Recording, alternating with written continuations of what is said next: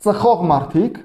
ոչ միայն չեն կարող հարուստ լինել, ոչ միայն հաջողությունների չեն կարող հասնել։ Ծխող մարդիկ առհասարակ կյանքից որևէ դրական բան չեն կարող ստանալ։ Իրենք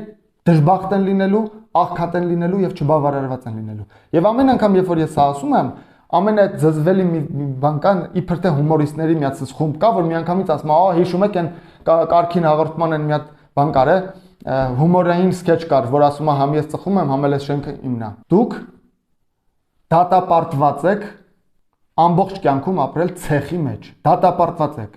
որովհետեւ ոչ միայն ծխում եք, ոչ միայն ինքներդ ձեր առողջությունը քայքայում եք, դեռ մի հատ էլ հումորի եք տալի ձեր խայտարակ վիճակը։ Դուք այդ Կարքին հաղորդման սկեչի մեջի այդ մարդը չեք։ Դուք չունեք շենք, դուք ոչ մի բան չունեք, դուք հույս էլ չունեք, դուք ապագա էլ չունեք, դուք վերջացած, կործանված մարդիկ եք։ Ինչու՞, որտեղ դուք ծխում եք։